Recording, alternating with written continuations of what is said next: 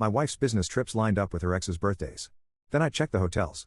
I never expected to be the guy writing about infidelity online, but here I am.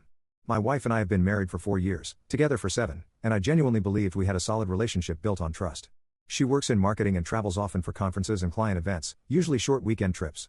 It never bothered me because she always came home exhausted, had photos of meeting rooms, and carried enough branded conference junk to fill a tote bag. But earlier this year, something started to feel off in a way I couldn't ignore. She had another Chicago work training weekend, and while she was gone, her ex's sister posted a birthday picture of him. The date stood out because it matched her trip exactly. I chalked it up to coincidence. Humans find patterns even where there aren't any. But then July came around. Another business trip.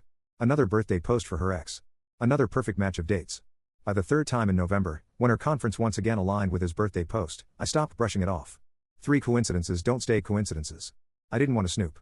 I honestly didn't. But she'd started answering texts slower on trips and acting vague about details. So when she left for that November weekend, kissing me goodbye like everything was normal, I drove home and pulled up the hotel website to confirm her reservation. The representative told me there was no booking under her name. I tried the backup hotel, nothing. I tried the one she hated but had occasionally stayed at, still nothing. I felt something cold settle in my stomach. I told myself maybe her company booked under a different name, but the voice in my head was louder. She's lying. The group chat was the confirmation I didn't want. I had never snooped through her phone before, but that night I did. I found a chat labeled girls, red heart emoji, and expected harmless venting. Instead I found conversations reminding her what alibi she told me, reminders not to post pictures, and one knife to the heart message, have fun with him again, just don't get caught this time. That message was from her best friend. Others chimed in with we've got you covered, same excuse as last year, and he'll never check. It didn't feel like casual enabling. It felt like organized betrayal. I didn't sleep that night. I just waited for her to get home. When she walked in Sunday evening, she looked anything but exhausted.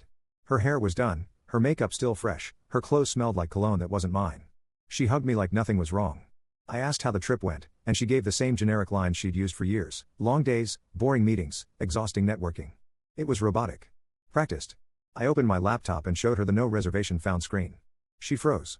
Then she tried lying so quickly that the excuses tripped over each other. First she claimed the hotel made a mistake. Then she said she stayed somewhere else last minute. Then she tried to turn it on me, asking why I was checking up on her. When I mentioned the group chat, her face drained of all color. The truth didn't come out in a clean confession. It came out in fragments, contradictions, and panicked justifications. She admitted she'd been meeting her ex on his birthday weekend for closure and insisted it wasn't cheating. Then she backtracked and said they only talked. Then she slipped and admitted they'd been physical, but not every time. Then she claimed it was only emotional. Then she blamed me for not being romantic anymore, and then blamed stress. It was like watching someone try to patch a sinking ship with wet tissue paper. The worst part wasn't even the cheating, it was how many people knew. Her friends. Her coworker. Her sister. They acted like accomplices. They scheduled with her, covered for her, built excuses for her, even coached her on how to keep me from suspecting anything. I had been living in a relationship with 2 versions of my wife, the one I saw, and the one they all helped her become behind my back. I packed a bag quietly. She begged. She said she made a mistake. She said it meant nothing. She said it meant everything. She said she wanted closure. Then she said she was confused. Then she said I wasn't paying enough attention. Every excuse contradicted the last. I moved into a friend's spare room. When I told my family, they supported me completely. When I sent screenshots to hers, the room went silent. Suddenly her friends went private on Instagram. She sent long paragraphs about working on herself and going to therapy. I didn't respond. I'm not sure what the next steps are. Divorce seems inevitable. The marriage didn't end because she cheated. It ended because she coordinated it.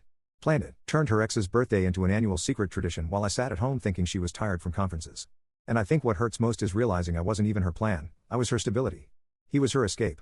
And I had to find that out from a hotel representative who couldn't find her name in the system.